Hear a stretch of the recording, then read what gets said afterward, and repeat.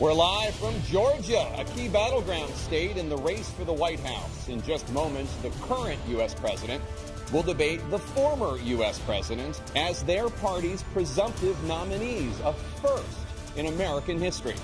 We want to welcome our viewers in the United States and around the world to our studios in Atlanta. This is the CNN presidential debate. This debate is being produced by CNN and is coming to you live on CNN, CNN International, CNN.com, CNN Max, and CNN Espanol. This is a pivotal moment between President Joe Biden and former President Donald Trump in their rematch for the nation's highest office. Each will make his case to the American people with just over 4 months until Election Day. Good evening, I'm Dana Bash, anchor of CNN's Inside Politics and co-anchor of State of the Union. I'm Jake Tapper, anchor of CNN's The Lead and co-anchor of State of the Union. Dana and I will co-moderate this evening. Our job is to facilitate a debate between the two candidates tonight. Before we introduce them, we want to share the rules of the debate with the audience at home. Former President Trump will be on the left side of the screen. President Biden will be appearing on the right. A coin toss determined their positions. Each candidate will have 2 minutes to answer a question and 1 minute each for responses and rebuttals. An additional minute for follow-up, clarification, or response is at the moderator's discretion. When it's time for a candidate to speak, his microphone will be turned on and his opponent's microphone will be turned off. Should a candidate interrupt when his microphone is muted, he will be difficult to understand for viewers at home. At the end of the debate, each candidate will get 2 minutes for closing statements. There is no studio audience tonight. Pre-written notes, props, or contact with campaign staff are not permitted during the debate. By accepting our invitation to debate, both candidates and their campaigns agreed to accept these rules. Now, please welcome the 46th President of the United States, Joe Biden. Folks, how are you?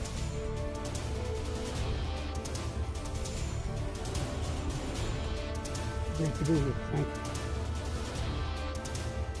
And please welcome the 45th President of the United States, Donald Trump.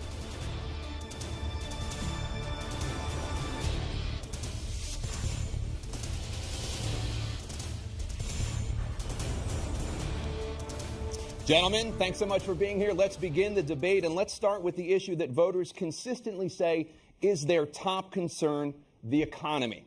President Biden, inflation has slowed, but prices remain high. Since you took office, the price of essentials has increased. For example, a basket of groceries that cost $100 then now costs more than $120. And typical home prices have jumped more than 30%. What do you say to voters who feel they are worse off under your presidency than they were under President Trump? We got to take a look at what I was left when I became president and what Mr. Trump left me. We had an economy that was in free fall. The pandemic was so badly handled. Many people were dying. All he said was, it's not that serious. Just inject a little bleach into your arm. You'll be all right. The economy collapsed. There were no jobs. Unemployment rate rose to 15%. It was terrible. And so what we had to do was try to put things back together again. And that's exactly what we began to do. We created 15,000 new jobs. We brought out a position where we have 800,000 new manufacturing jobs. But there's more to be done. There's more to be done. Working class people are still in trouble. I come from Scranton, Pennsylvania. I come from a household where the kitchen table, if the things weren't able to be met during the month, it was a problem. Price of eggs, the price of gas, the price of housing, the price of a whole range of things. That's why I'm working so hard to make sure I deal with those problems. And we're going to make sure that we reduce the price of housing. We're going to make sure we build 2 million new units. We're going to make sure we cap rents so corporate greed can't take over. The combination, what I was left with in corporate greed, is the reason why we're in this problem right now. In addition to that, we're in a situation where if you take a look at all that was done in his administration, he didn't do much at all. By the time he left, things were in chaos, literally chaos. And so we put things back together. We created, I said, those jobs. We make sure we had a situation where we brought down the price of prescription drugs, which is a major issue for many people, to $15 for an insulin shot as opposed to $400. No senior has to pay more than $200 for any drug, all the drugs they can include beginning next year. in a situation and we're going to make that available to everybody, to all Americans. So we're working to bring down the price around the kitchen table, and that's what we're going to get done. Thank you. President Trump?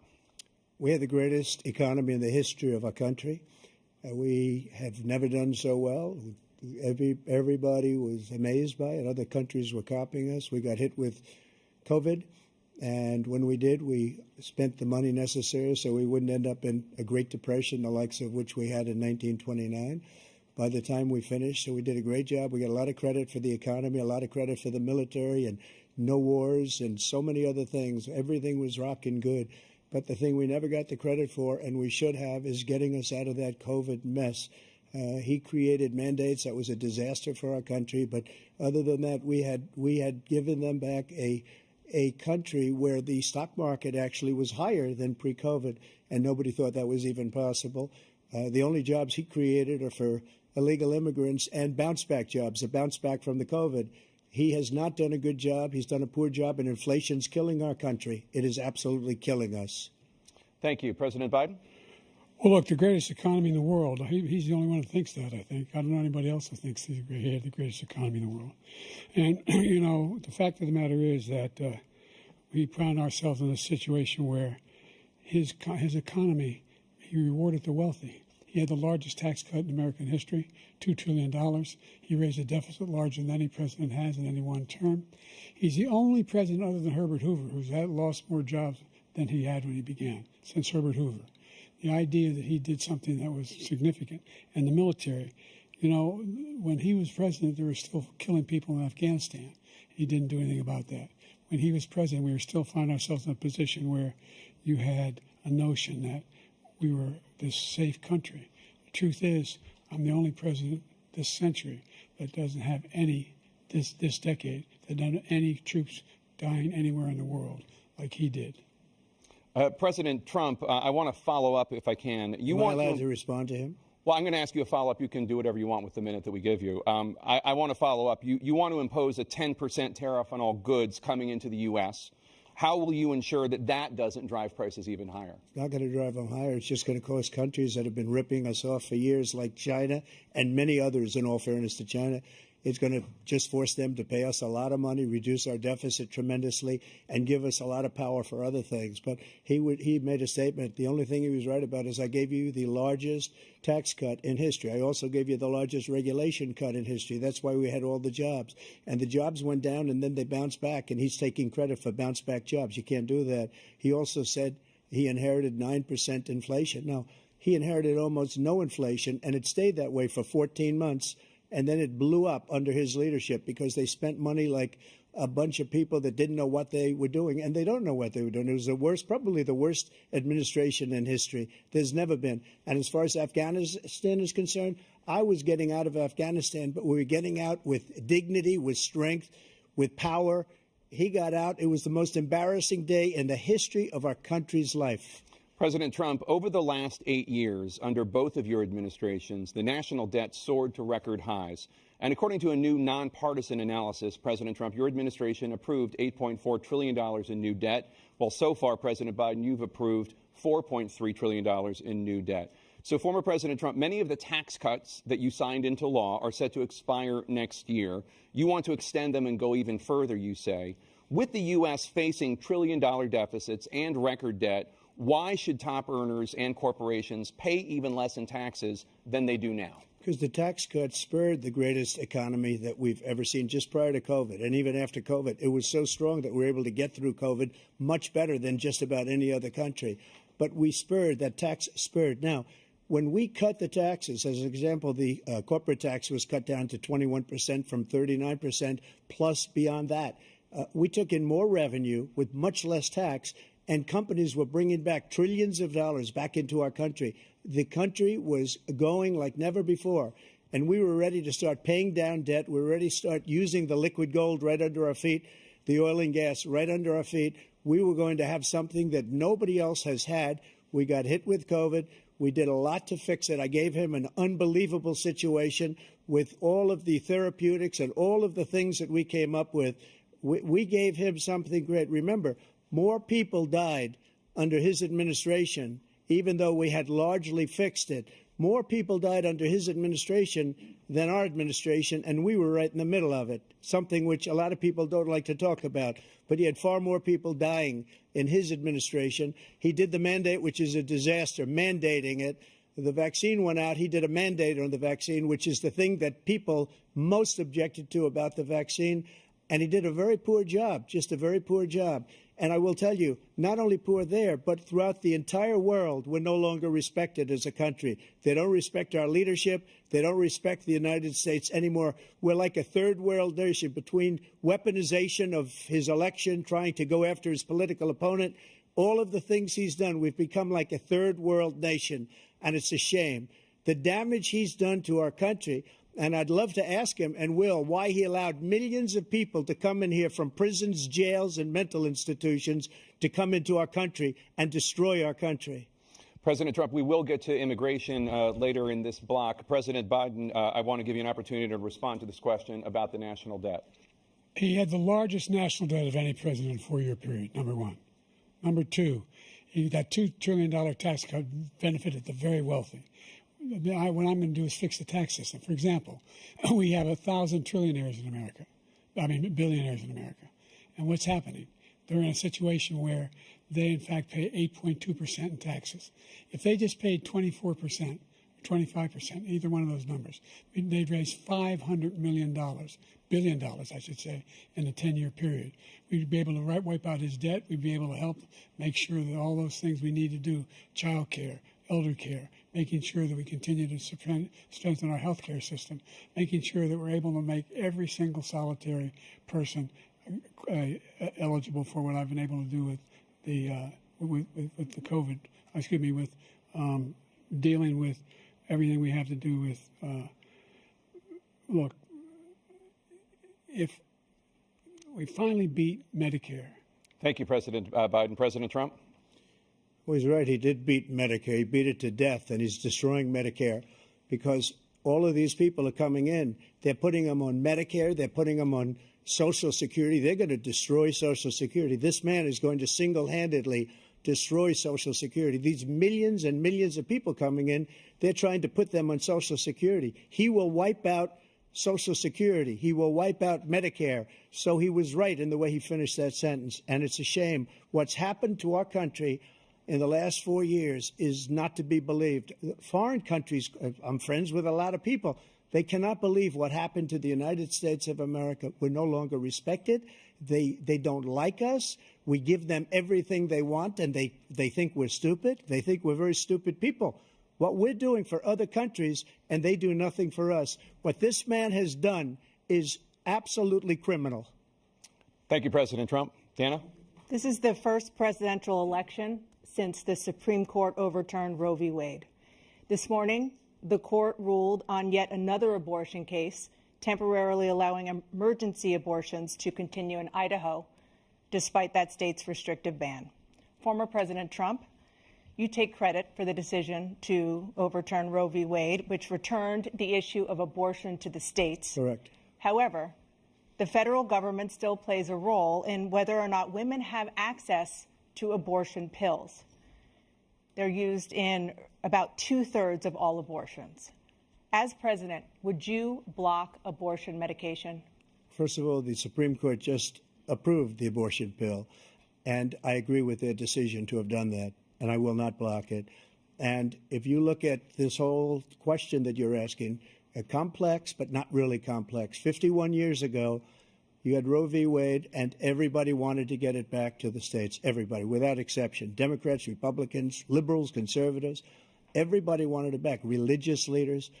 And what I did is I put 3 great Supreme Court justices on the court, and they happened to vote in favor of killing Roe v. Wade and moving it back to the states. This is something that everybody wanted. Now, 10 years ago or so, they started talking about how many weeks and how many this, getting into other things. But every legal scholar throughout the world, the most respected, wanted it brought back to the states. I did that. Now the states are working it out. If you look at Ohio, it was a decision that was an end result that was a little bit more liberal than you would have thought. Kansas, I would say the same thing. Texas is different. Florida is different. But they're all making their own decisions right now. And right now, the states control it. That's the vote of the people. Like Ronald Reagan, I believe in the exceptions. I am a person that believes. And frankly, I think it's important to believe in the exceptions. Some people, you have to follow your heart. Some people don't believe in that. But I believe in the exceptions for rape, incest, and the life of the mother. I think it's very important. Some people don't. Follow your heart. But you have to get elected also. And because that has to do with other things. You got to get elected. The problem they have is they're radical because they will take the life of a child in the 8th month, the 9th month, and even after birth. After birth, if you look at the former governor of Virginia, he was willing to do this. He said, we'll put the baby aside and we'll determine what we do with the baby, meaning we'll kill the baby. What happened is we brought it back to the states, and the country is now coming together on this issue. It's been a great thing. Thank you. President Biden? It's been a terrible thing, what you've done. The fact is that the vast majority of constitutional scholars supported Roe when it was decided, supported Roe. And that's this idea that they're all against it is just ridiculous. And this is the guy who says the state should be able to have it. We're in a state where in 6 weeks, you don't even know whether you're pregnant or not, but you cannot see a doctor, and have him decide on what your circumstances are, whether you need help. The idea that states are able to do this is a little like saying we're going to turn civil rights back to the states, let each state have a different rule. Look, there's so many young women who have been, including a young woman who just was murdered, and he went to the funeral.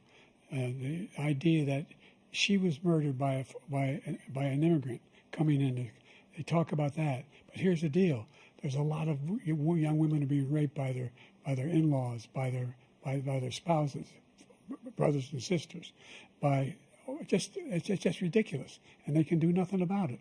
And they try to arrest them when they cross state lines. Thank you. There have been many young women murdered by the same people he allows to come across our border. We have a border that's the most dangerous place anywhere in the world, considered the most dangerous place anywhere in the world. And he opened it up, and these killers are coming into our country, and they are raping and killing women. And it's a terrible thing. As far as the abortion is concerned, it is now back with the states. The states are voting. In many cases, it's frankly a very liberal decision. In many cases, it's the opposite. But they're voting, and it's bringing it back to the vote of the people, which is what everybody wanted, including the founders, if they knew about this issue, which, frankly, they didn't. But they would have. Everybody wanted it brought back. Ronald Reagan wanted it brought back. He wasn't able to get it. Everybody wanted it brought back, and many presidents had tried to get it back. I was the one to do it. And again, this gives it the vote of the people, and that's where they wanted it. Every legal scholar wanted it that way. Staying on the topic of abortion, President Biden, 7 states, I'll let you do that. This is the same topic. 7 states have no legal restrictions on how far into a pregnancy a woman can obtain an abortion. Do you support any legal limits on how late a woman should be able to terminate a pregnancy? I supported Roe v. Wade, which had 3 trimesters. The first time is between the woman and the doctor. Second time is between the doctor and an extreme situation. The third time is between the doctor, between the woman and the state. The idea that the politicians, that the founders wanted the politicians to be the ones making decisions about women's health is ridiculous. That's the last. No politician should be making that decision. A doctor should be making those decisions. That's how it should be run. That's what you're going to do. And if I'm elected, I'm going to restore Roe v. Wade.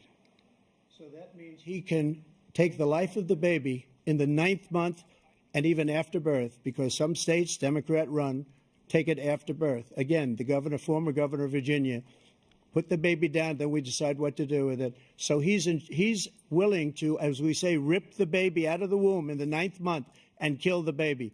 Nobody wants that to happen, Democrat or Republican. Nobody wants it to happen. You're lying. That is simply not true. The Roe v. Wade does not provide for that. That's not the circumstance. Only if a woman's life is in danger, she's going to die. That's the only circumstance in which that can happen. But we are not for late-term abortion, period. Period, period. Under Roe v. Wade, you have late-term abortion. You can do whatever you want, depending on the state. You can do whatever you want. We don't think that's a good thing. We think it's a radical thing. We think the Democrats are the radicals, not the Republicans. For 51 years, that was the law. 51 years, constitutional scholarship said it was the right way to go. 51 years, and it was taken away because this guy put very conservative members on the Supreme Court. He takes credit for taking it away. What's he going to do? What's he going to do? In fact, if the MAGA Republicans, he gets elected, and the MAGA Republicans control the Congress, and they pass a universal ban on abortion, period, across the board at 6 weeks or 7 or 8 or 10 weeks, something very, very conservative. Is he going to sign that bill? I'll veto it. He'll sign it. Thank you. Let's turn now to the issue of immigration and border security. President Biden, a record number of migrants have illegally crossed the southern border on your watch. Overwhelming border states and overburdening cities such as New York and Chicago, and in some cases causing real safety and security concerns. Given that, why should voters trust you to solve this crisis? Because we worked very hard to get a bipartisan agreement that not only changed all of that, it made sure that we are in a situation where you had no circumstance where they could come across the border with the number of border police there are now. We significantly increased the number of asylum officers. By the way, the Border Patrol endorsed my position. In addition to that, we found ourselves in a situation where when he was president, he was separating babies from their mothers, putting them in cages, making sure the families were separated. That's not the right way to go. What I've done since I've changed the law, what's happened? I've changed it in a way that now you're in a situation where there are 40% fewer people coming across the border illegally. That's better than when he left office. And I'm going to continue to move until we get the total ban on the total initiative relative to what we're going to do with more Border Patrol and more asylum officers. President Trump? I really don't know what he said at the end of that sentence. I don't think he knows what he said either. Look, we had the safest border in the history of our country. The border, all he had to do was leave it. All he had to do was leave it. He decided to open up our border, open up our country to people that are from prisons, people that are from mental institutions, insane asylum, terrorists. We have the largest number of terrorists coming into our country right now, all terrorists, all over the world, not just in South America, all over the world. They come from the Middle East, everywhere. All over the world, they're pouring in. And this guy just left it open. And he didn't need legislation because I didn't have legislation. I said, close the border. We had the safest border in history. In that final couple of months of my presidency, we had, according to Border Patrol, who is great, and by the way, who endorsed me for president, but I won't say that, but they endorsed me for president. Brandon, just speak to him. But look, we had the safest border in history. Now we have the worst border in history. There's never been anything like it. And people are dying all over the place, including the people that are coming up in caravans. Thank you, President Trump. President Biden? The only terrorist who's done anything crossing the border is one who came along and killed under his administration, killed an al-Qaeda person in his administration, killed 3 American soldiers. That's the only terrorist that's there. I'm not saying that no terrorist ever got through, but the idea they're emptying their prisons, we're welcoming these people, that's simply not true. There's no data to support what he said. Once again, he's exaggerating, he's lying. President Trump, staying on the topic of immigration, you've said that you're going to carry out, quote, the largest domestic deportation operation in American history, unquote. Does that mean that you will deport every undocumented immigrant in America, including those who have jobs, including those whose spouses are citizens, and including those who have lived here for decades? And if so, how will you do it? Just 1 second. He said we killed 3 people. The people we killed are al-Baghdadi and Soleimani, the 2 greatest terrorists, biggest terrorists anywhere in the world, and it had a huge impact on everything, not just border, on everything. He's the one that killed people with the bad water, including hundreds of thousands of people dying, and also killing our citizens when they come in. We are living right now in a rat's nest. They're killing our people in New York, in California, in every state in the union, because we don't have borders anymore. Every state is now a border.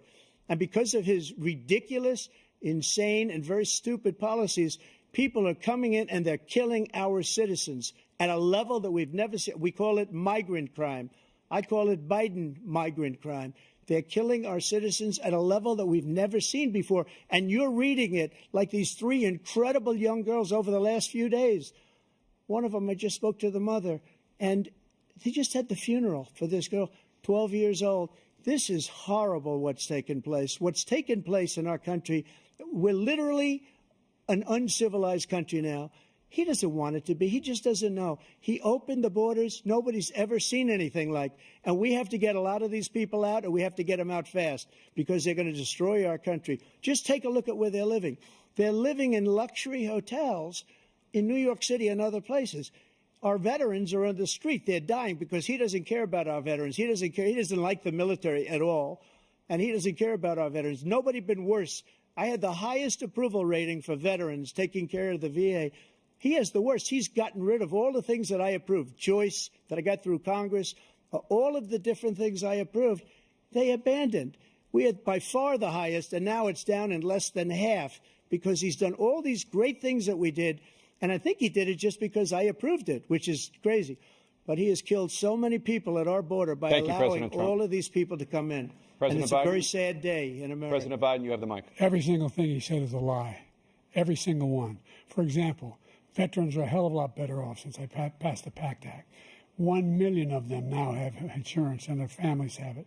Their families have it because what happened, whether it was Agent Orange or burn pits, they're all being covered now. And his group opposed that. We're also in a situation where we have great respect for veterans. My son spent a year in Iraq, living right next to one of those burn pits, came back with stage 4 glioblastoma. I was recently in France for D-Day, and I spoke all about those heroes that died. I went to the World War I cemetery he refused to go to.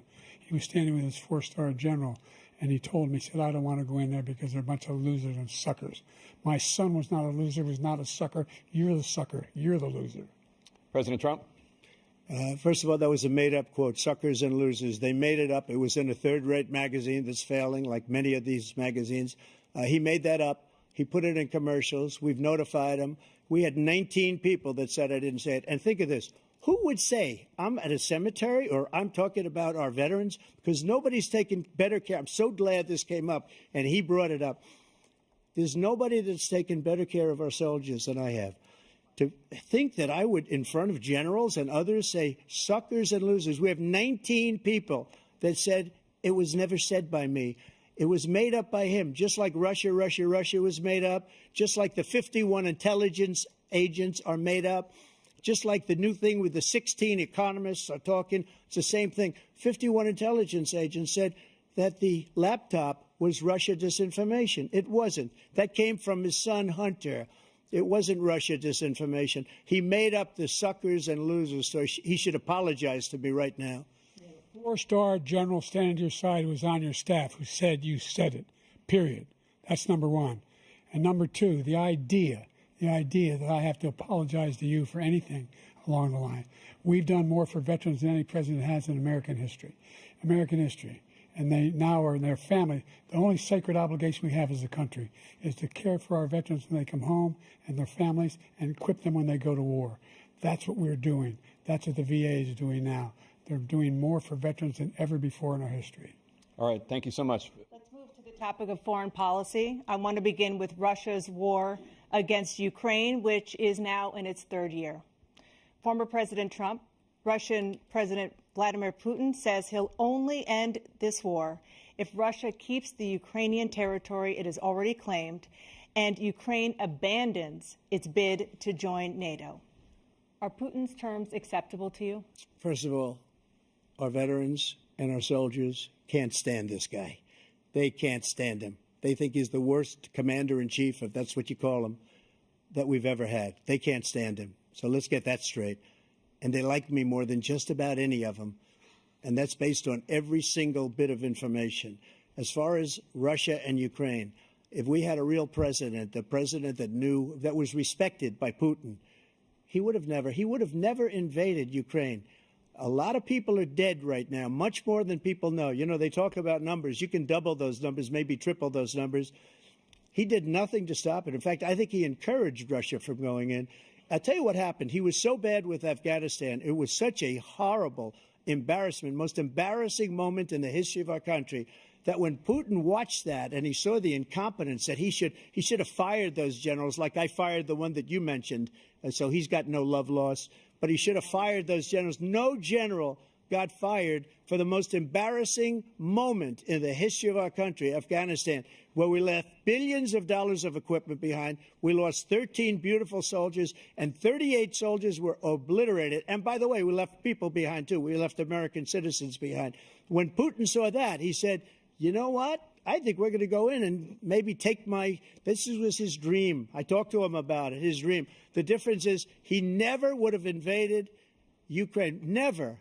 Just like Israel would have never been invaded in a million years by Hamas. You know why? Because Iran was broke with me. I wouldn't let anybody do business with them. They ran out of money. They were broke. They had no money for Hamas. They had no money for anything, no money for terror. That's why you had no terror at all during my administration. This place, the whole world is blowing up under him. President Biden? I've never heard so much malarkey in my whole life. Look, the fact of the matter is that we're in a situation where, let's take the last point first. Iran attacked American troops, caused brain damage for a number of these troops, and he did nothing about it. Recently, not when he was president. They attacked. He said they're just having headaches. That's all it is. He didn't do a thing when the attack took place, number one. Number 2, we got over 100,000 Americans and others out of Afghanistan during that airlift. Number 3, we found ourselves in a situation where, if you take a look at what Trump did in Ukraine, this guy told Trump, do whatever you want and do whatever you want. And that's exactly what Trump did to Putin, encourage him, do whatever you want. And he went in. And listen to what he said when he went in. He was going to take Kyiv in 5 days, remember? Because it's part of the old Soviet Union. That's what he wanted to reestablish, Kyiv. And he, in fact, didn't do it at all. He wasn't able to get it done. And they've lost thousands and thousands of troops, 500,000 troops. President Trump, I as never come back said to that. you for 1 minute, I just want to go back to my original question, which is, are Putin's terms acceptable to you? Keeping the territory in Ukraine? Acceptable. No, they're not acceptable. But look, this is a war that never should have started. If we had a leader in this war, he led everybody along. He's given $200 billion now or more to Ukraine. He's given $200 billion. That's a lot of money. I don't think there's ever been anything like it. Every time that Zelensky comes to this country, he walks away with $60 billion. He's the greatest salesman ever. And I'm not knocking him. I'm not knocking anything. I'm only saying the money that we're spending on this war, and we shouldn't be spending, it should have never happened. I will have that war settled between Putin and Zelensky as president-elect before I take office on January 20th. I'll have that war settled. People being killed so needlessly, so stupidly, and I will get it settled, and I'll get it settled fast before I take office. President Biden, you have a minute. The fact is that Putin is a war criminal. He's killed thousands and thousands of people. And he has made one thing clear. He wants to reestablish what was part of the Soviet Empire, not just a piece. He wants all of Ukraine. That's what he wants. And then you think he'll stop there? Do you think he'll stop when if he takes Ukraine? What do you think happens to Poland? What do you think of Belarus? What do you think happens to those NATO countries? And so if you want a war, you ought to find out what he's going to do, because if in fact he does what he says and walks away, and by the way, all that money we give Ukraine are from weapons we make here in the United States. We give them the weapons, not the money at this point. And our NATO allies have produced as much funding for Ukraine as we have. That's why we're strong. Thank you. Moving on to the Middle East. In October, Hamas attacked Israel, killing more than 1,000 people and taking hundreds of hostages.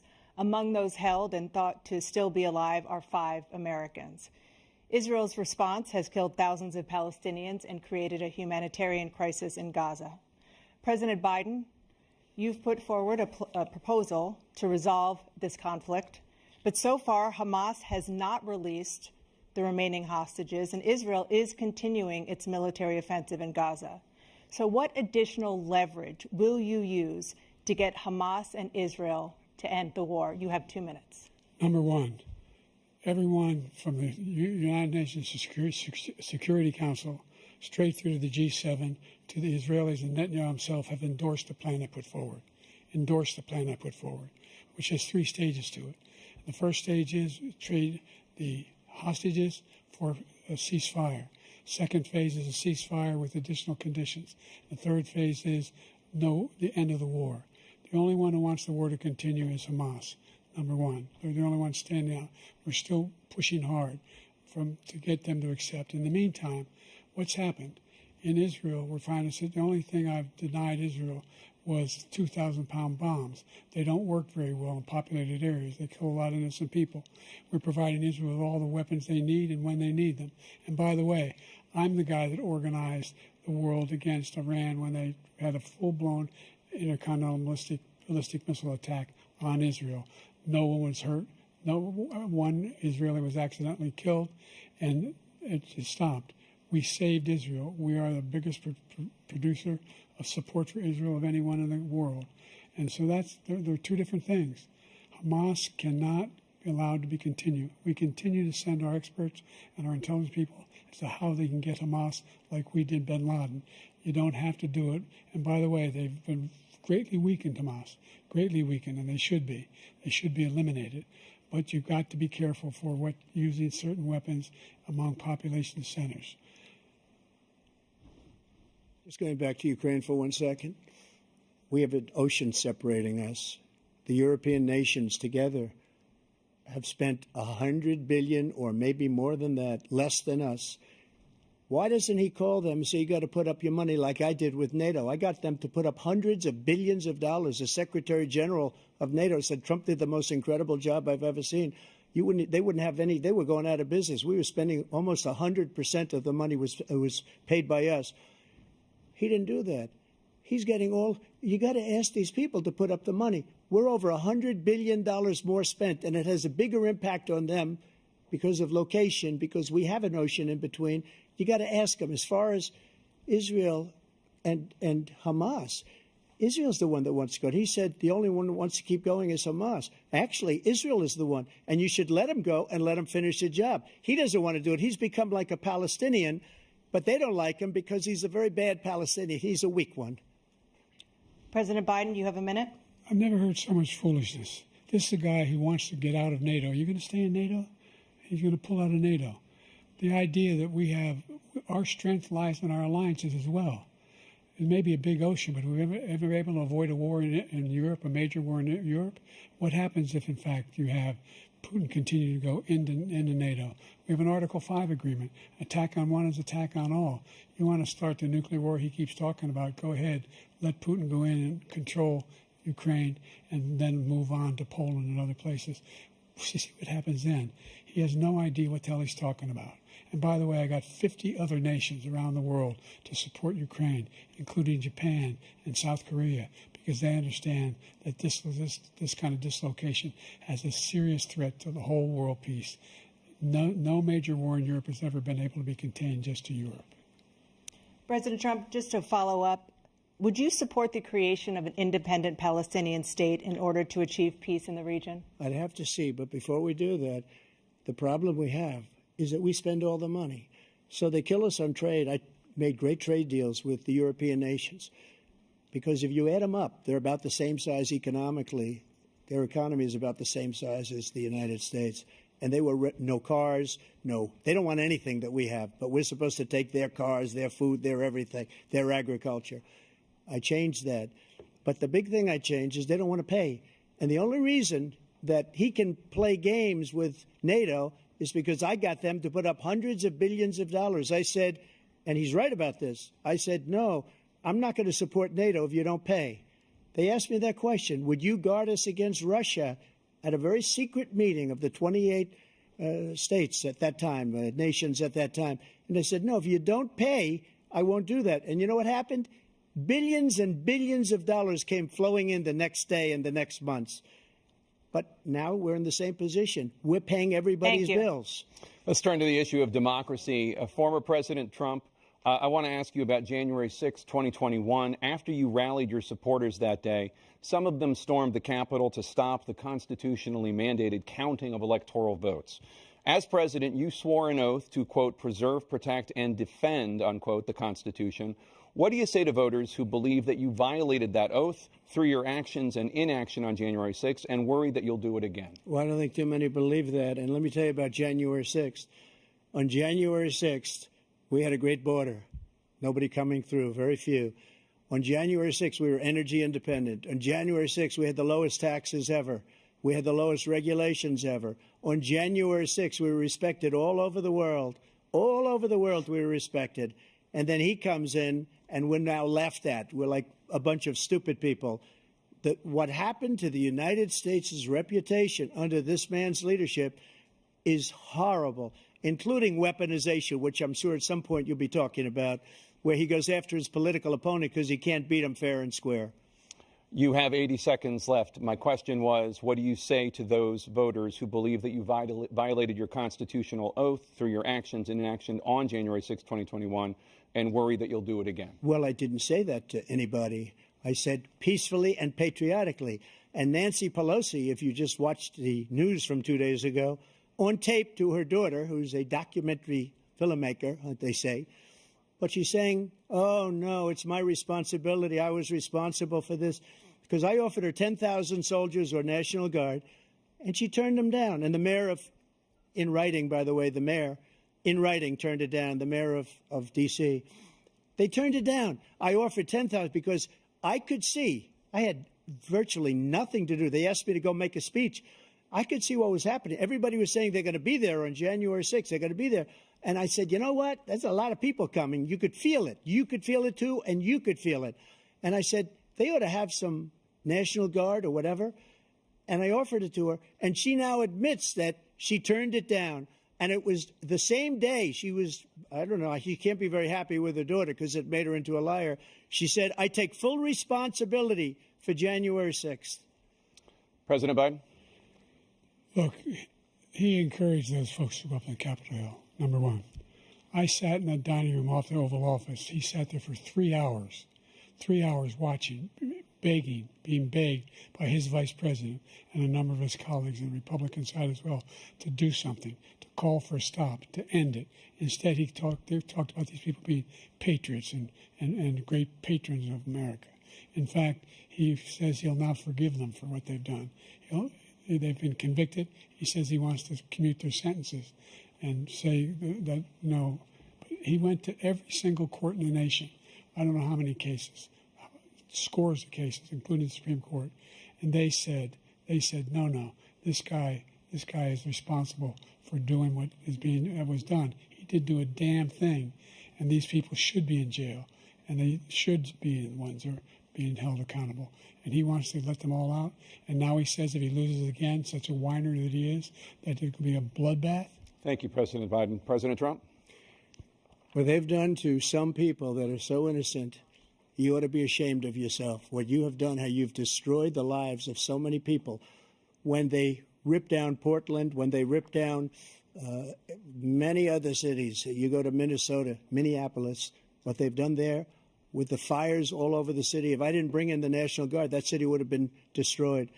When you look at all of they took over big chunks of Seattle. I was all set to bring in the National Guard. They heard that. They saw them coming, and they left immediately. What he said about this whole subject is so off. Peacefully patriotic. One other thing. The Unselect Committee, which is basically two horrible Republicans that are all gone now, out of office, and Democrats, all Democrats, they destroyed and deleted all of the information they found because they found out we were right. We were right. And they deleted and destroyed all of the information. They should go to jail for that. If a Republican did that, they'd go to jail. Thank you, President Trump. President Biden, I want to give you a minute. The only person on this stage is a convicted felon is the man I'm looking at right now. And the fact of the matter is, what he's telling you is simply not true. The fact is that there was no effort on his part to stop what was going on up in Capitol Hill. And all those people, every one of those who was convicted, deserves to be convicted. The idea that they didn't kill somebody, just went in and broke down doors, broke the windows, occupied offices, turned over desks, turned them over statues. The idea that those people are patriots? Come on. When I asked him the first two debates we had, first time around, I said, will you denounce the Proud Boys? He said, no, I'll tell them to stand by. The idea he's refusing, will you denounce these guys? Will you denounce the people we're talking about now? Will you denounce the people who attacked that Capitol? What are you going to do? I'm going to give you a minute, President Trump, for a follow-up question I have. After a jury convicted you of 34 felonies last month, you said if reelected, you would, quote, have every right to go after, unquote, your political opponents. You just talked about members of the Select Committee on January 6th going to jail.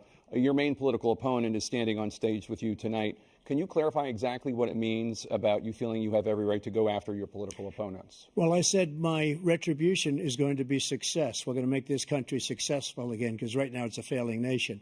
My retribution is going to be success. But when he talks about a convicted felon, his son is a convicted felon at a very high level. His son is convicted, going to be convicted probably numerous other times. Should have been convicted before, but his Justice Department let the statute of limitations lapse on the most important things. But he could be a convicted felon as soon as he gets out of office. Joe could be a convicted felon with all of the things that he's done. He's done horrible things. All of the death caused at the border, telling the Ukrainian people that we're going to want $1 billion or you change the prosecutor. Otherwise, you're not getting $1 billion. If I ever said that, that's quid pro quo, that we're not going to do anything. We're not going to give you $1 billion unless you change your prosecutor having to do with the son. This man is a criminal. This man, you're lucky. You're lucky. I did nothing wrong. We'd have a system that was rigged and disgusting. I did nothing wrong. Thank you, President Trump. President Biden, you have said, I'm coming right to you, sir. You want to respond? Go ahead. I'll give you a minute to respond. The idea that I did anything wrong relative to what you're talking about is outrageous. It's simply a lie, number one. Number two, the idea that you have a right to seek retribution against any American just because you're president is wrong. It's simply wrong. No president's ever spoken like that before. No president in our history has spoken like that before. Number three, the crimes that you are still charged with, and think of all the civil penalties you have. How many billions of dollars do you owe in civil penalties for molesting a woman in public, for doing a whole range of things, of having sex with a porn star on the night while your wife was pregnant? I mean, what are you talking about? You have the morals of an alley cat. Give you a minute, sir. I didn't have sex with a porn star, number one. Number two, that was a case that was started and moved. They moved a high-ranking official, a DOJ, into the Manhattan DA's office to start that case. That case is going to be appealed and won. We had a very terrible judge, a horrible judge, Democrat. The prosecutor were all high-ranking Democrats, appointed people, and both the civil and the criminal. He basically went after his political opponent because he thought it was going to damage me. But when the public found out about these cases, because they understand it better than he does, he has no idea what these cases are.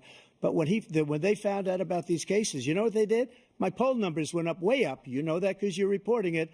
And we took in more money in the last 2 weeks than we've ever taken in the history of any campaign. I don't think any campaign has ever taken. Hundreds of millions of dollars came pouring in because the public knows it's a scam, and it's a guy that's after his political opponent because he can't win fair and square. Thank you, President Trump. President Biden, you have said, quote, Donald Trump and his MAGA Republicans are determined to destroy American democracy. Do you believe that the tens of millions of Americans who are likely to vote for President Trump will be voting against American democracy? The more they know about what he's done, yes. The more they know about what he's done. And there's a lot more coming. He's got a lot of cases down the road coming around.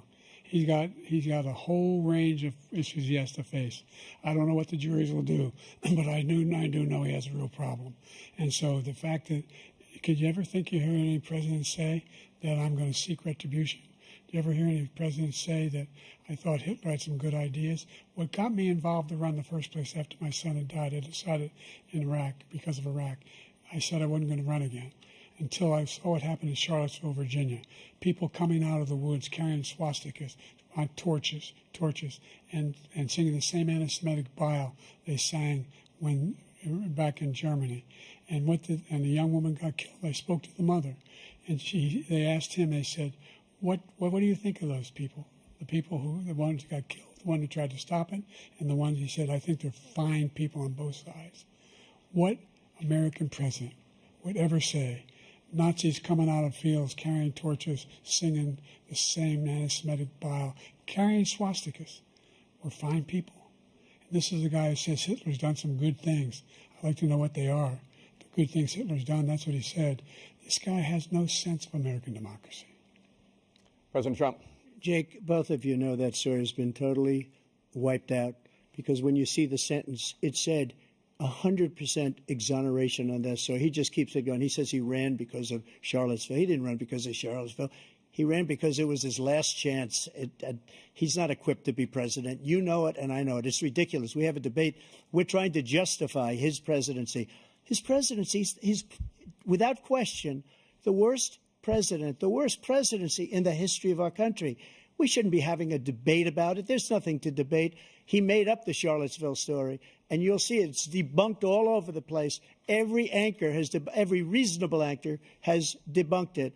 And just the other day it came out where it was fully debunked. It's a nonsense story. He knows that, and he didn't run because of Charlottesville. He used that as an excuse to run. President Biden? And debunked. It happened. All you have to do is listen to what was said at the time.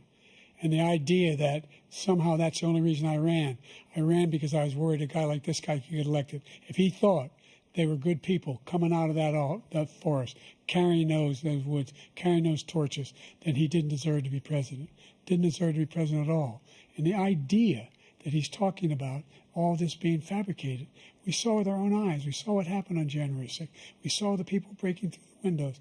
We saw people occupying his own vice president.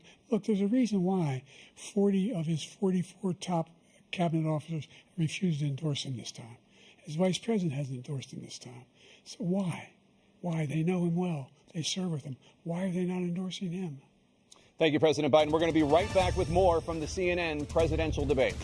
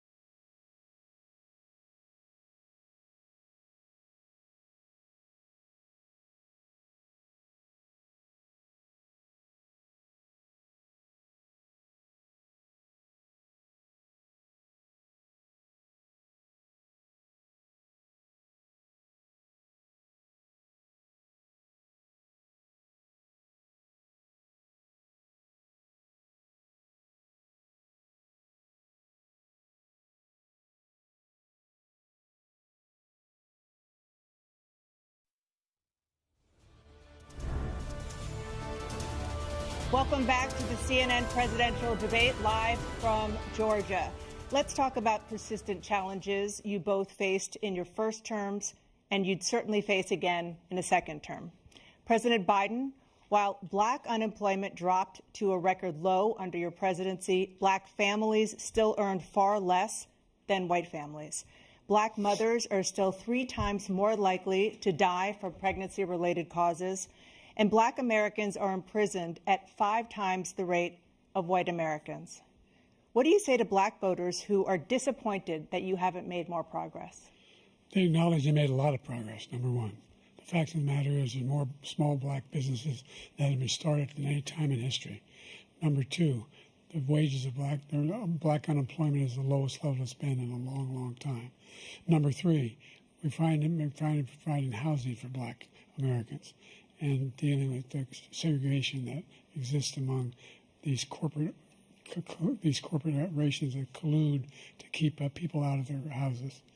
And in addition to that, we find that the impact on the choice that black families have to make relative to child care is incredibly difficult. When we did the first major piece of legislation in the past, I was able to reduce black child care costs, cut them in half.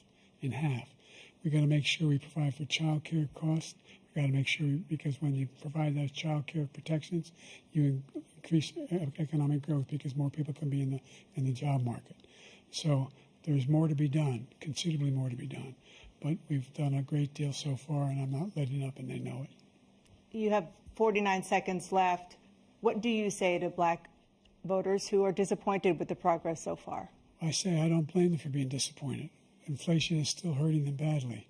For example, I provided for the idea that any black family, first-time home buyer, should get a $10,000 tax credit to be able to buy their first home so they can get started.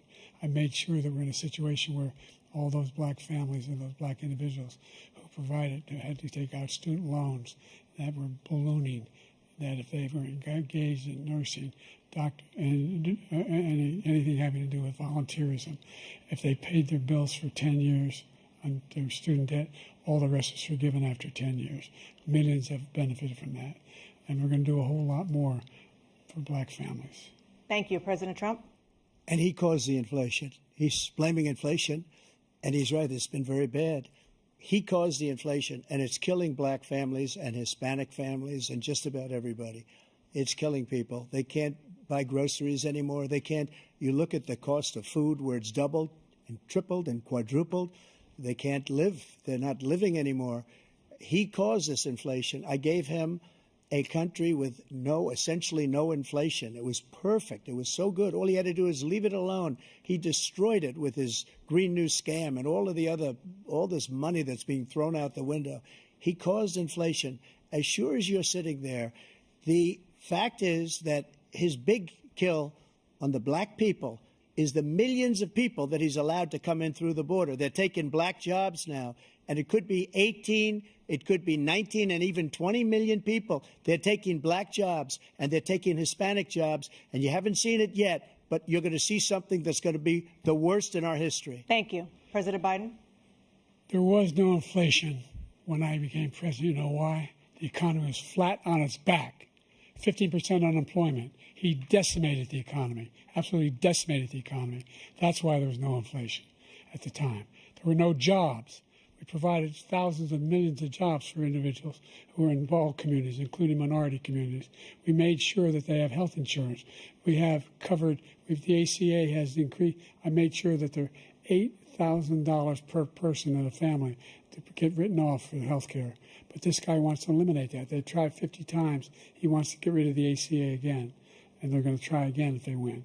You find ourselves in a position where the idea that we're not doing any, we put more police on the street than any administration has. He wants to cut the cops. We're providing for equity and making sure people have a shot to make it. There's a lot going on, but in inflation, he caused it by his tremendous malfeasance in the way he handled the pandemic. Thank you. Another persistent challenge is the climate crisis. 2023 was the hottest year in recorded history, and communities across The country are confronting the devastating effects of extreme heat, intensifying wildfires, stronger hurricanes, and rising sea levels. Former President Trump, you've vowed to end your opponent's climate initiatives, but will you take any action as president to slow the climate crisis? Well, let me just go back to what he said about the police, how close the police are to him. Almost every police group in the nation from every state is supporting Donald J. Trump. Almost every police group. And what he's done to the black population is horrible, including the fact that for 10 years he called them super predators. We can't, in the 1990s, we can't forget that. Super predators was his name, and he called it to them for 10, and they've taken great offense at it, and now they see it happening. But when they see what I did for criminal justice reform and for the historically black colleges and universities, where I funded them and got them all funded, and the opportunity zones with Tim, as you know, Tim Scott was incredible. He did a great job. Great senator from South Carolina. He came to me with the idea, and it was a great idea. It's one of the most successful economic development acts ever in the country, opportunity zones. And the biggest beneficiary are blacks. And that's why we have the best numbers with them in maybe ever. They're saying ever. I read this morning where ever, the best numbers.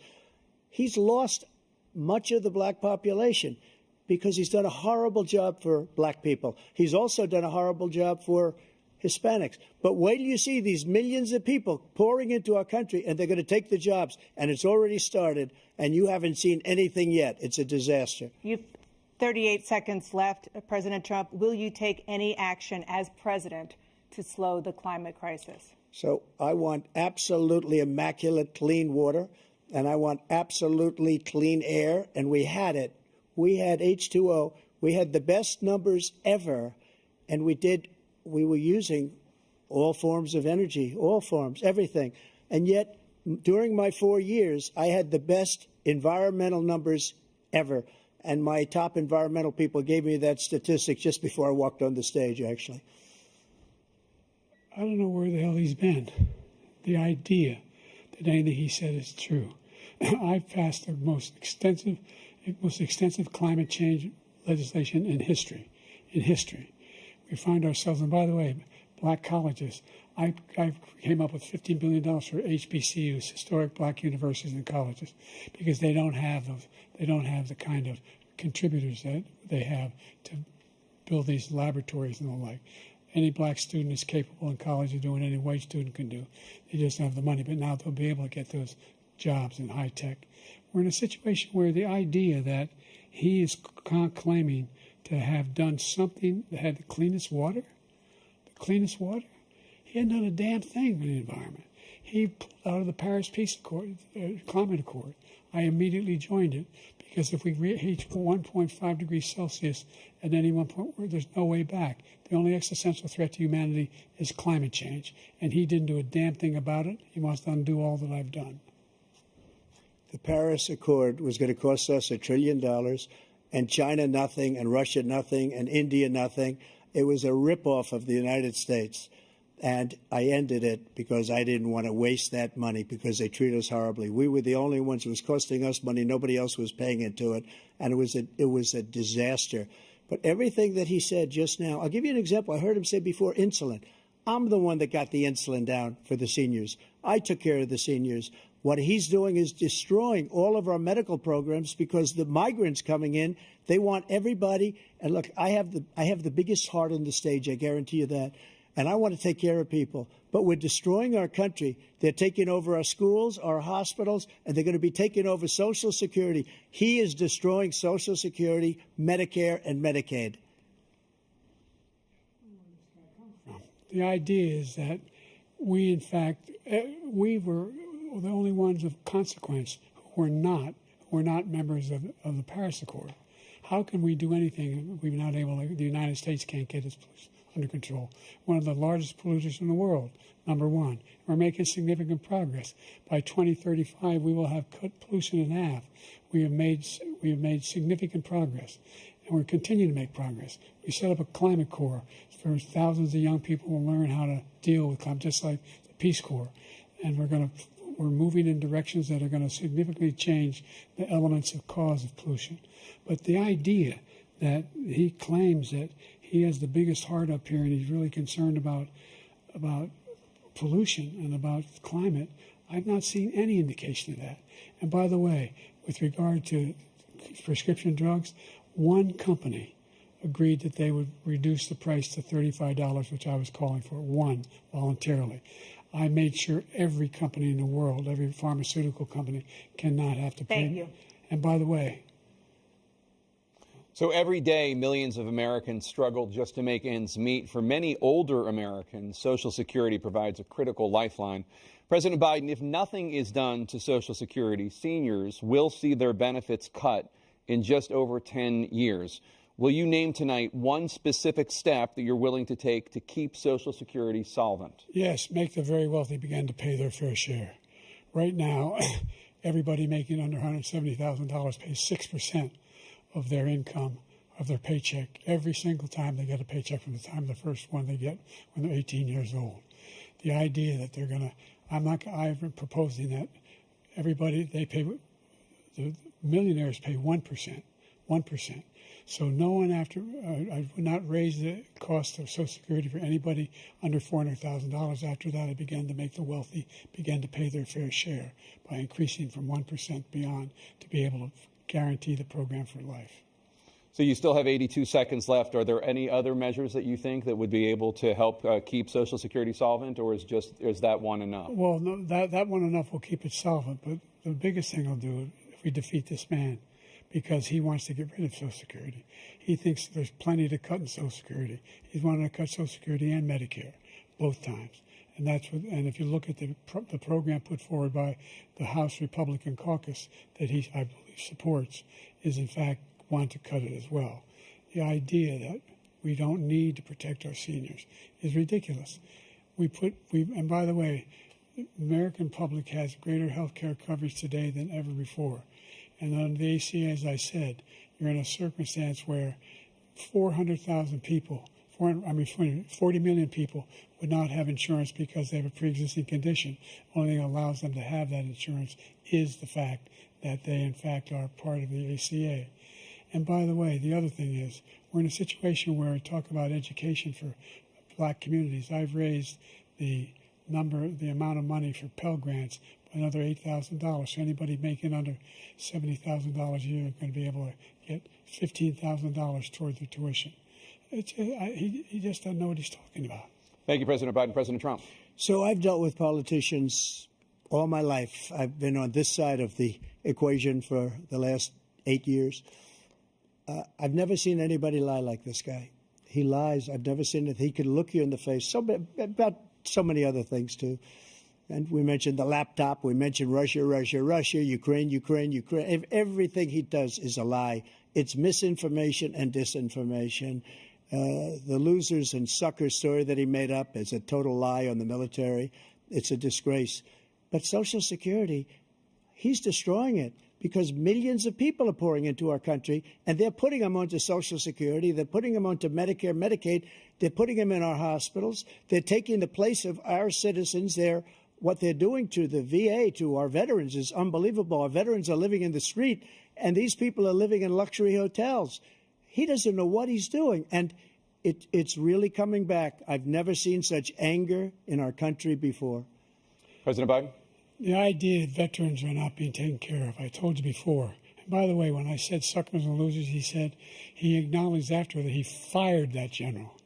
That general got fired because he's the one that acknowledged that that's what he said. He was the one standing with Trump when he said it, number one. Number two, the idea that we're going to be in a situation where all these millions and millions, the way he talks about it, illegal aliens are coming into the country and taking away our jobs. There's a reason why we have the fastest growing economy in the world, the reason why we have the most successful economy in the world. We're doing better than any other nation in the world.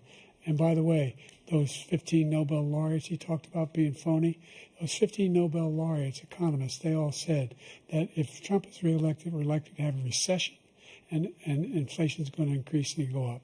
And by the way, worst president in history, 159 presidential scholars voted him the worst president in the history of the United States of America.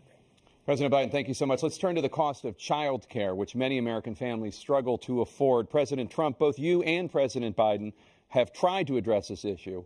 But the average cost of child care in this country has risen to more than $11,000 a year per child. For many families, the cost of child care for 2 children is more than their rent. In your second term, what would you do to make child care more affordable? Just to go back, the general got fired because he was no good. And if he said that, that's why he made it up. But we have 19 people that said I didn't say it, and they're very highly respected, much more so than him. The other thing is, he doesn't fire people. He never fired people. I've never seen him fire anybody. I did fire a lot. I fired Comey because he was no good. I fired a lot of the top people at the FBI, drained the swamp. They were no good. Not easy to fire people. You'd pay a price for it, but they were no good. I inherited these people. I didn't put them there. I didn't put Comey there. He was no good. I fired him. This guy hasn't fired anybody. He never fires. He should have fired every military man that was involved with that the Afghanistan horror show, the most embarrassing moment in the history of our country. He didn't fire. Did you fire anybody? Did you fire anybody that's on the border that's allowed us to have the worst border in the history of the world? Did anybody get fired for allowing 18 million people, many from prisons, many from mental institutions? Did you fire anybody that allowed our country to be destroyed?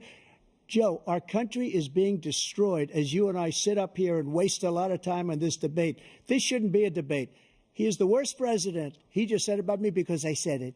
But look, he's the worst president in the history of our country. He's destroyed our country. Now all of a sudden he's trying to get a little tough on the border. He came out with a nothing deal, and it reduced it a little bit, like this much. It's insignificant.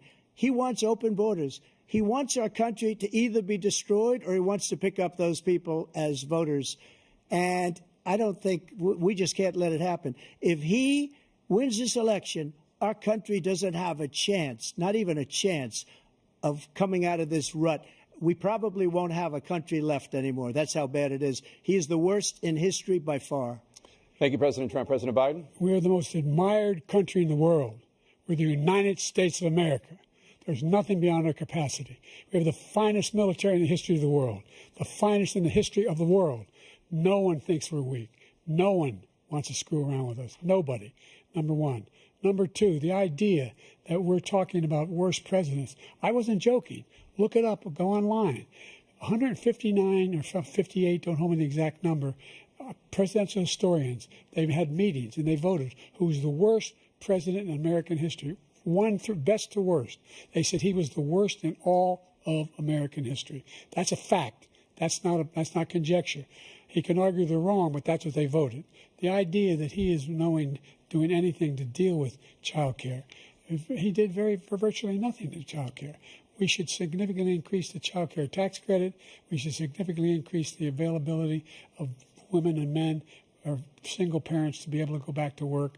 And we should encourage businesses to have. Thank you, President Biden. President Trump, the question was about what would you do to make child care more affordable, if you want to take your minute. Just so you understand, we have polling, we have other things that they rate him the worst because what he's done is so bad. And they rate me, I'll show you, I will show you, and they rate me one of the best, okay? And if I'm given another 4 years, I will be the best. I think I'll be the best. Nobody's ever created an economy like us. Nobody ever cut taxes like us. He's the only one I know. He wants to raise your taxes by 4 times. He wants to raise everybody's taxes by 4 times. He wants the Trump tax cuts to expire. So everybody, including the two of you, are going to pay 4 to 5 times. Nobody ever heard of this before. All my life, I'd grow up and I'd see politicians talking about cutting taxes. When we cut taxes, as I said, we did more business. Apple and all these companies, they were bringing money back into our country. The worst president in history by far, and everybody knows it. President Biden? Look, the fact of the matter is that he's dead wrong about, he's increased the tariff, he will increase the taxes on middle-class people. I said I'd never raise the tax on anybody making less than $400,000. I didn't. But this tariff is 10% tariffs. Everything coming in the country, you know what the economists say? That's going to cost the average American $2,500 a year more because they're going to have to pay the difference in food and all the things that are important. Number two, he's in a situation where he talks about how he has not raised, he's somehow helped the middle class. Middle class have been devastated by you. Now you want a new tax cut of $5 trillion over the next 10 years, which is going to fundamentally bankrupt the country. You had the largest deficit of any president in American history, number one.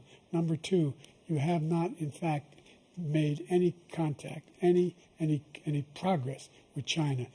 We are the lowest trade deficit with China since 2010. Thank you, President Biden. Thank you, President Biden. Let's discuss an epidemic impacting millions of Americans that both of you have made a top priority in your first term, the opioid crisis. And for both of you, the number of overdose deaths in this country has gone up. Under your term, it went up. Under your term, it has gone up. Former President Trump, despite the efforts that both of you have made, more than 100,000 Americans are dying from overdoses every year, primarily from fentanyl and other opioids. What will you do to help Americans right now in the throes of addiction who are struggling to get the treatment they need? To finish up, we now have the largest deficit in the history of our country under this guy. We have the largest deficit with China. He gets paid by China. He's a Manchurian candidate. He gets money from China. So I think he's afraid to deal with them or something. But do you notice he never took out my tariffs because we bring in so much money with the tariffs that I imposed on China. He never took them away. He can't because it's too much money. It's tremendous. And we saved our steel industries, and there was more to come, but he hasn't done that. But he hasn't cut the tariffs because he can't, because it's too much money. But he's got the largest deficit in the history of our country, and he's got the worst situation with China. China's going to own us if you keep allowing them to do what they're doing to us as a country. They are killing us as a country, Joe, and you can't let that happen. You're destroying our country.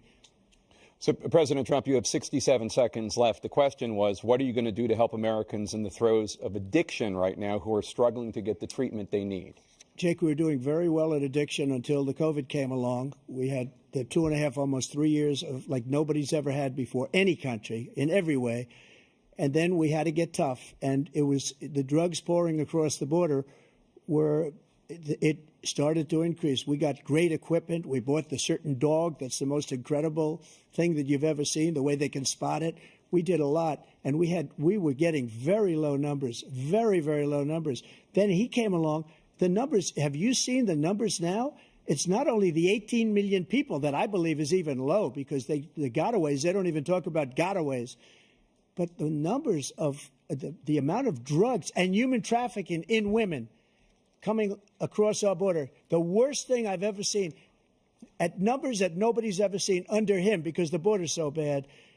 But the number of drugs coming across our border now is the largest we've ever had by far.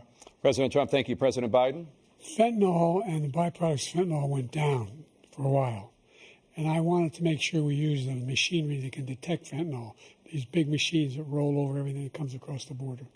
And it costs a lot of money. That was part of this deal we put together, this bipartisan deal. More fentanyl machines, more be able to detect drugs, more numbers of agents, more numbers of all the people at the border. And when we had that deal done, he called his Republican colleagues, said, don't do it. It's going to hurt me politically. No, he never argued it's not a good bill. It's a really good bill. We need those machines. We need those machines. And we're coming down very hard in every country in Asia in terms of precursors for fentanyl. And Mexico is working with us to make sure they don't have the technology to be able to put it together. That's what we have to do. We need those machines. Thank you, President Biden. President Trump, and again, the question is about Americans in the throes of addiction right now struggling to get the treatment they need. Well, this does pertain to it. He ended Remain in Mexico. He ended catch and release. I made it catch and release in Mexico, not catch and release here. We had so many things that we had done, hard negotiations with Mexico, and I got it all for nothing. It's just like when you have a hostage. We always pay $6 billion for a hostage. Every time we say it's a hostage. Now we have a hostage, a Wall Street Journal reporter, I think a good guy, and he's over there because Putin is laughing at this guy, probably asking for billions of dollars for the reporter. I will have him out very quickly as soon as I take office. Before I take office, I said by literally as soon as I win the election, I will have that reporter out. He should have had him out a long time ago. But Putin's probably asking for billions and billions of dollars because this guy pays it every time. We had two cases where we paid $6 billion for 5 people. I got 58 people out, and I paid essentially nothing. Thank you, President Trump. Dana? Let's turn to concerns that voters have about each of you. President Biden, you would be 86 at the end of your second term. How do you address concerns about your capability to handle the toughest job in the world well into your 80s? Well, first of all, I spent half my career being criticized being the youngest person in politics. I was the second youngest person ever elected to the United States Senate, and now I'm the oldest. This guy's 3 years younger and a lot less competent. I think that just look at the record. Look at what I've done. Look how I've turned around the horrible situation he left me.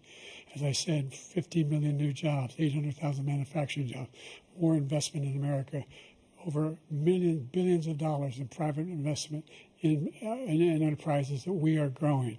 By the way, we brought an awful lot of people. The whole idea of computer chips, we used to have 40% of the market. We invented those chips, and we lost it because he was sending people to find the cheapest jobs overseas and to bring home a product. So I went to South Korea. I convinced Samsung to invest billions of dollars here in the United States. And guess what? Those fabs, they call them, to build these chips, those fabs pay over $100,000. You don't need a college degree for them. And there's billions, about $40 billion already being invested and being built right now in the United States, creating significant jobs for Americans from all over the world. President Biden, you have 40 seconds left. Would you like to add anything? Yeah, I would. The idea that somehow we are this failing country. I never heard a president talk like this before. We're the envy of the world. Name me a single major country president who wouldn't trade places with the United States of America for all our problems and all our opportunities. We're the most progressive country in the world in getting things done. We're the strongest country in the world. We're a country in the world who keeps our word, and everybody trusts us, all of our allies, and those who he coddles up to, from Kim Jong-un, he sends love letters to, and Putin, etc. They don't want to screw around with us. Thank you. Former President Trump, to follow up, you would be 82 at the end of your second term. What do you say to voters who have concerns about your capabilities to serve?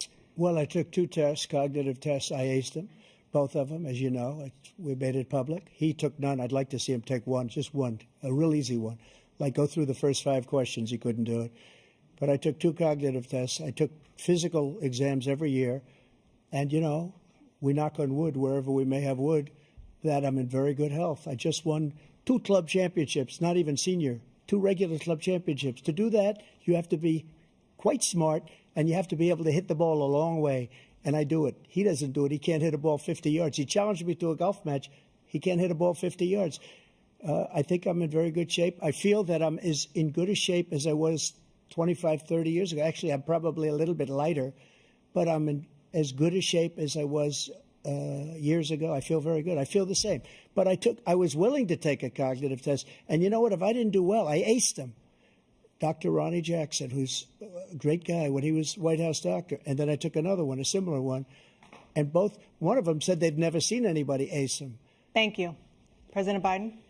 You can see he is 6'5" and only 223 pounds, or 235 pounds.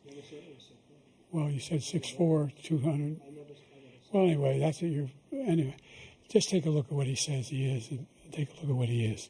Look, I'd be happy to have a driving contest with him. I got my handicap, which when I was vice president, down to a 6. But by the way, I told you before, I'm happy to play golf if you carry your own bag. Think you can do it? That's the biggest lie. He's a 6 handicap of all. I was an 8 handicap. Yeah. 8. But I have, you know how many? I've seen you swing. I know you swing. Okay, let's not act like children. President Trump, we're going to turn Let's not act like children. to a specific concern that voters have about you. Will you pledge tonight that once all legal challenges have been exhausted, that you will accept the results of this election, regardless of who wins, and you will say right now that political violence in any form is unacceptable? Well, I shouldn't have to say that, but of course I believe that. It's totally unacceptable. And if you would see my statements that I made on Twitter at the time, And also my statement that I made in the Rose Garden, you would say is one of the strongest statements you've ever seen. In addition to the speech I made in front of, I believe, the largest crowd I've ever spoken to. And I will tell you, nobody ever talks about that. They talk about a relatively small number of people that went to the Capitol and in many cases were ushered in by the police. And as Nancy Pelosi said, it was her responsibility, not mine. She said that loud and clear. But the answer is, if the election is fair, free, and I want that more than anybody. And I'll tell you something. I wish he was a great president because I wouldn't be here right now. I'd be at one of my many places enjoying myself. I wouldn't be under indictment because I wouldn't have been his political opponent because he indicted me because I was his opponent. I wish he was a great president. I would rather have that. I wouldn't be here. I don't mind being here. But the only reason I'm here is he's so bad as a president that I'm going to make America great again. We're going to make America great again. We're a failing nation right now. We're a seriously failing nation. And we're a failing nation because of him. His policies are so bad. His military policies are insane. They're insane. These are wars that will never end with him. He will drive us into World War III, and we're closer to World War III than anybody can imagine. We are very, very close to World War III, and he's driving us there. And Kim Jong-un and President Xi of China, Kim Jong-un of North Korea, all of these, Putin, they don't respect him. They don't fear him. They have nothing going with this gentleman, and he's going to drive us into World War III. You want a World War III, let him follow and win, and let Putin say, do what you want, NATO. Just do what you want. There's a thing called Article 5. An attack on one is an attack on all, and required response. The idea, I can't think of a single major leader in the world who wouldn't trade places with the job I've done and what they've done. Because we are a powerful nation. We have wonderful people. It's because of the people, not me. It's because of the American people. They're capable of anything, and they step up when they're needed. And right now, we're needed. We're needed to protect the world because our own safety is at stake. And again, you want to have a war, just let Putin go ahead and take Kyiv, make sure they move on, see what happens in Poland, Hungary, and other places along that border. Then you have a war. President Trump, as I come back to you for a follow-up, the question was, will you accept the results of this election, regardless of who wins? Just to finish what he said, if I might, Russia, they took a lot of land from Bush. They took a lot of land from Obama and Biden. They took no land, nothing from Trump, nothing. He knew not to do it.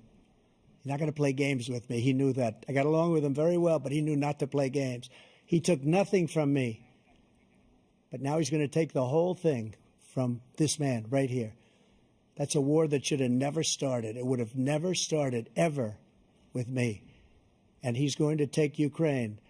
And, you know, you asked me a question before, would you do this? He's got us in such a bad position right now with Ukraine and Russia because Ukraine's not winning that war. He said, I will never settle until such time. They're running out of people. They're running out of soldiers. They've lost so many people. It's so sad. They've lost so many people, and they've lost those gorgeous cities with the golden domes that are 1,000 years old, all because of him and stupid decisions.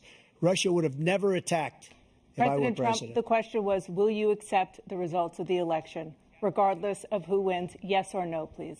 If it's a fair and legal and good election, absolutely. I would have much rather accepted these, but the fraud and everything else was ridiculous. And if you want, we'll have a news conference on it in a week, or we'll have another one of these in a week. But I will absolutely, there's nothing I'd rather do. It would be much easier for me to do that than I'm running again. I wasn't really going to run until I saw the horrible job he did. He's destroying our country. I would be very happy to be someplace else, in a nice location someplace. And again, no indictments, no political opponent stuff, because it's the only way he thinks he can win. But unfortunately, it's driven up my numbers and driven them up to a very high level because the people understand it. Well, let's see what your numbers are when this election is over. Let's see. You're a whiner. When you lost the first time, you continued, you appealed and appealed to courts all across the country. Not one single court in America said any of your claims had any merit, state or local, none. But you continue to provoke this lie about somehow there's all this misrepresentation, all this stealing. There is no evidence of that at all. And I tell you what, I doubt whether you'll accept it because you're such a whiner. The idea if you lose again, you accepting anything, you can't stand the loss. Something snapped in you when you lost the last time. We'll be right back with more from the CNN presidential debate, live from Georgia.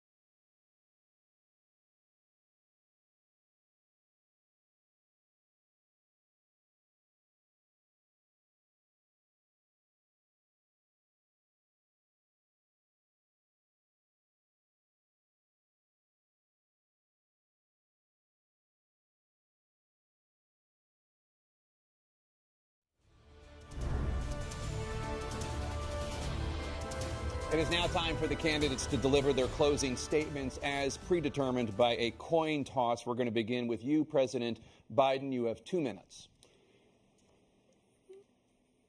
We've made significant progress from the debacle that was left by President Trump in his last term. We find ourselves in a situation where, number one, we have to make sure that we have a fair tax system.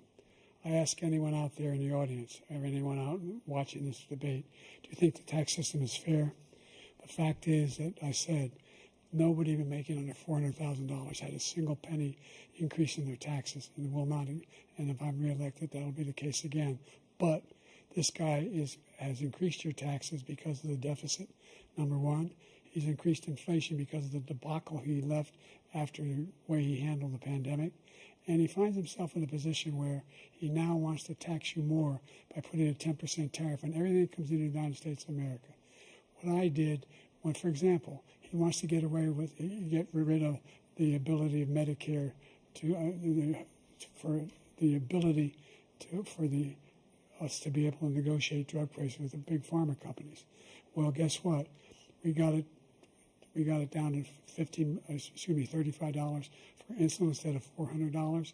No more than $2,000 for every senior, no matter how much prescription they need. You know what that did? That reduced the federal debt by $160 billion over 10 years because the government doesn't have to pay the exorbitant prices. I'm going to make that available to every senior all along, it's happening now, and everybody in America. He wants to get rid of that. I'm going to make sure that we have child care. We're going to significantly increase the credits people have for child care. I'm going to make sure we do something about what we're doing on lead pipes and all the things that are causing health problems for people across the country. We're going to continue to fight to bring down inflation and give people a break. Thank you, President Biden. President Trump, you now have 2 minutes for your closing statement. Like so many politicians, this man is just a complainer. He said, we want to do this, we want to do that, we want to get rid of this tax, that tax. But he doesn't do anything. All he does is make our country unsafe by allowing millions and millions of people to pour in. Our military doesn't respect him. We look like fools in Afghanistan. We didn't stop Israel. It was such a horrible thing that would have never happened. It should have never happened. Iran was broke. Anybody that did business with Iran, including China, they couldn't do business with the United States. They all passed. Iran was broke. They had no money for Hamas or Hezbollah, for terror, no money whatsoever. Again, Ukraine should have never happened. He talks about all this stuff, but he didn't do it. For 3.5 years, we're living in hell. We have the Palestinians and we have everybody else rioting all over the place. You talk about Charlottesville. This is 100 times Charlottesville, 1,000 times. The whole country is exploding because of you, because they don't respect you, and they have to respect their president, and they don't respect you throughout the world. What we did was incredible. We rebuilt the military. We got the largest tax cut in history, the largest regulation cut in history. The reason he's got jobs is because I cut the regulations that gave jobs, but he's putting a lot of those regulations back on. All of the things that we've done, nobody's never seen anything like. Even from a medical standpoint, right to try, where we can try space-age materials instead of going to Asia or going to Europe and trying to get when you're terminally ill. Now you can go and you can get something. You sign a document. They've been trying to get it for 42 years.